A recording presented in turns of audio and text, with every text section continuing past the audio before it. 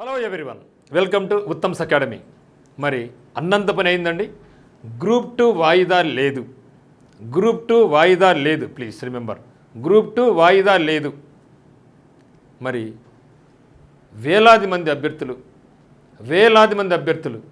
గత 10 రోజులుగా రోడ్ల మీద చదువు లేక, తిండి తిప్పలేక, నైట్లు నిద్ర లేక క్యాండిల్స్ పట్టుకొని మాకు రోస్టర్ సరిచేసిన తర్వాతనే ఎగ్జామ్ పెట్టండి అని రోడ్లెక్కి అడిగితే చివరి వరకు ఉత్కంఠ నెలకొల్పి నిన్న విద్యాశాఖ మంత్రి నుండి నారా లోకేష్ బాబు గారితేనేమి చెప్పడం జరిగింది. మా దృష్టికి వచ్చింది, ఖచ్చితంగా మేము పరిశీలించి చెప్పడం జరిగింది. మీకు స్టూడెంట్స్కి మేము న్యాయం చేస్తాము అని చెప్పారు. కానీ చెప్పినా కూడా ఎక్కడో ఒక చోట ఈ యొక్క యాస్పిరెంట్స్ అందరికి కూడా సందేహం. మాకు ఖచ్చితంగా అఫీషియల్గా ఏపీపీఎస్సీ వెబ్సైట్ నుంచి మాకు కావాలి అని వాళ్ళు కోరుకున్నారు. మార్నింగ్ చూస్తే నేను చెప్పినట్టు లోకేష్ బాబు గారు ఈరోజు మార్నింగ్ ఎక్కడ కూడా కనిపించలే, పత్తా లేకుండా పోయినారు. సాయంత్రం ఆడికి ఏపీపీఎస్సీ ప్రకటించిన మార్నింగే పరీక్షలు యథావిధంగా జరుగుతాయి, వాయిదా లేదు, ఎవరిని మీరు నమ్మద్దు అని చెప్పింది.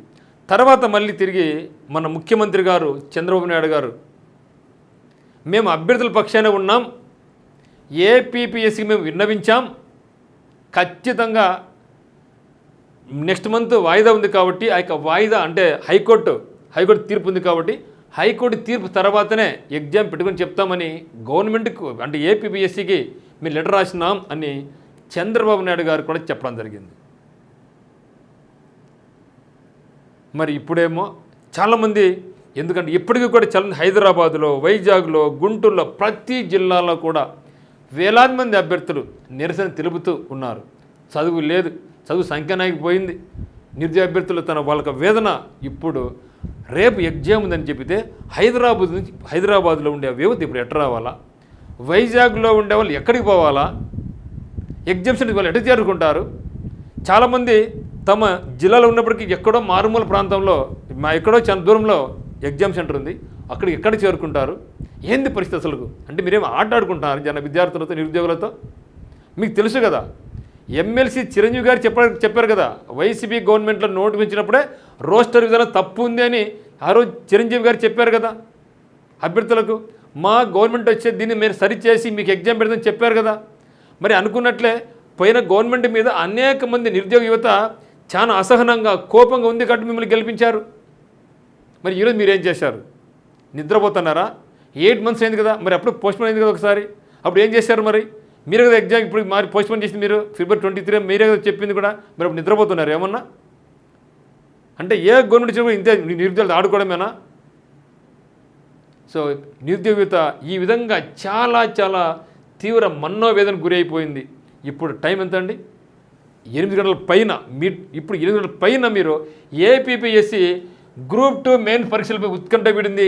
షెడ్యూల్ ప్రకారం మీరు ఎగ్జామ్ జరగబోతా ఉందని ఏపీపీఎస్సీ అధికారికంగా ప్రకటించింది. మరి ఏపీపీఎస్సీ చైర్మన్ మీ వారిలే కదా, మీరు నియమించిన వ్యక్తే కదా, చాలా పారదర్శకంగా ఉండే వ్యక్తి కదా. మరి సీఎం గారు ఆదేశిస్తే ఎగ్జామ్ ఆపలేరా? ఆయన మాట వినరా? అంటే మీరేమన్నా గేమ్ ప్లే చేస్తున్నారా నిరుద్యోగుల యువతలతో? ఏమన్నా మిత్రమా చెప్పండి. ఇది ఎంత మనోవేదన కలిగించేది. ఆ విషయం ముందే చెప్పాల్సింది 1 week ముందే. మేము ఎగ్జామ్ పెట్టి తీరతాము, మీరు భయపడొద్దండి, మీరు ఎగ్జామ్ రాసిన తర్వాతైనా సరే మీకు రోస్టర్ ప్లాన్స్ ఏదో ఉందో మీకు న్యాయం చేస్తాను చెప్పలేకపోయినారా? ఎందుకు మీరు ఇన్ని రోజులు ఆడుకున్నారు? విద్యార్థుల యొక్క మనోభావాలతో ఎందుకు ఆడుకున్నారు? ఇది మాత్రం చాలా చాలా సీరియస్ యాక్షన్. ఎందుకంటే దాదాపు ఎప్పటి నుంచే ఉద్యోగాలు అంటే పోయిన గవర్నమెంట్ మన జగన్మోహన్ రెడ్డి గారు 1,30,000 ఉద్యోగాలు ఇచ్చినప్పటికీ సాటిస్ఫై కాలే. ఎందుకంటే గ్రూప్ 2 లేదు, ఇవ్వలేదనేసి. మరి అన్ని ఉద్యోగాలు ఇచ్చినా కూడా వాళ్ళని పక్కన పెట్టేసి మిమ్మల్ని బంపర్ మెజారిటీ మనకు గెలిపించాం ఇప్పుడు. సో మన గవర్నమెంట్ ఇప్పుడు గవర్నమెంట్ టీడీపీ గవర్నమెంట్ను అందరూ నిరుద్యోగిత కలుపుకొని ఇది మాకు మంచి చేస్తుంది, ఇది మన గవర్నమెంట్ అని మీకు అందరూ ఓట్లు వేస్తే గెలిపిస్తే ఈరోజు చిరంజీవి గారు ఒక మాట మాట్లాడతారు, లోకేష్ బాబు గారు నైట్ అంతా నేను చెప్పినాను మీకు అనుకూలంగా వస్తుందని చెప్పినారు. మార్నింగ్ నుంచి ఆయన ఎక్కడ కూడా కనపడ్డు, ఎక్కడ స్టేట్మెంట్ లేదు. ఇంతమంది నిరుద్యోగులతో రోడ్డు మీదకి వస్తూ ఉంటే ఎక్కడ వచ్చి మీరు నిలబడలేరు.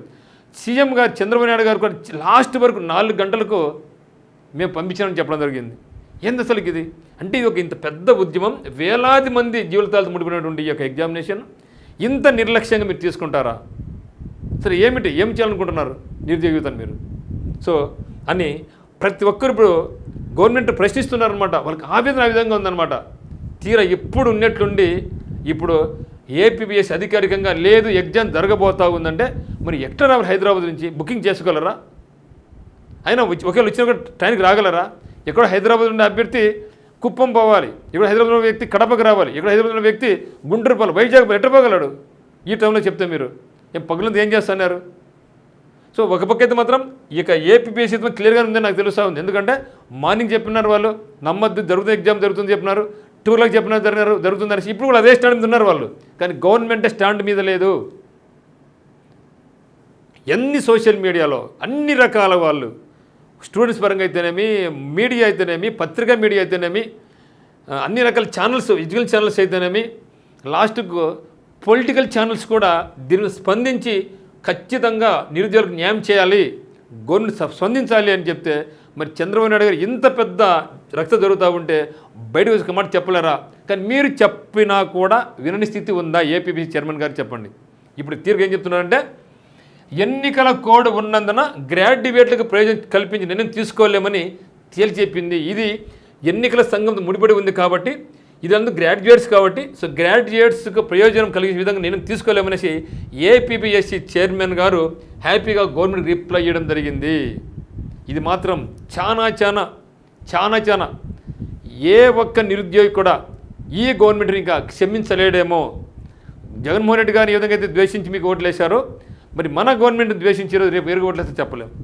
సో దయచేసి ఇటువంటి అంటే లాస్ట్ వరకు క్షణక్షణం సస్పెన్స్ థ్రిల్లర్ అండి. అసలు చెప్పాలంటే సస్పెన్స్ థ్రిల్లర్ కన్నా మించిపోయింది ఇది ఏపీపీఎస్సీ గ్రూప్ 2 ఎగ్జామినేషన్ గురించి.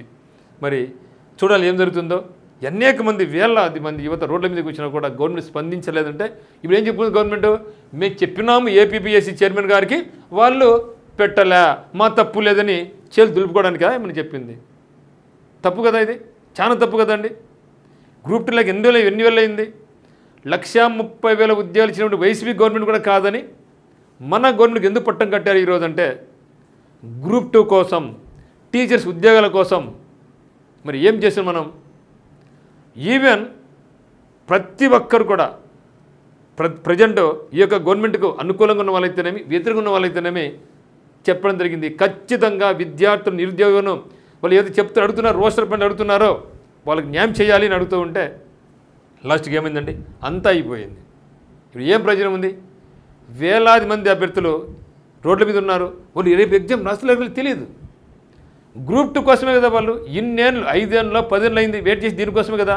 మరి అటువంటి చేతికి వచ్చిన దాన్ని కూడా వదులుకోవాల్సి వస్తూ ఉందంటే ఖచ్చితంగా దీనికి పూర్తి బాధ్యత ఆంధ్రప్రదేశ్ రాష్ట్ర ప్రభుత్వం తీసుకోవాల్సిందే. ఇది మాత్రం తీవ్రమైన అన్యాయం అని అందరం భావిస్తున్నాం. మరి decide your self. Thank you. చాలా బాధగా ఇక వీడియో చేస్తున్నాను నేను. థ్యాంక్ యూ మిత్రమా.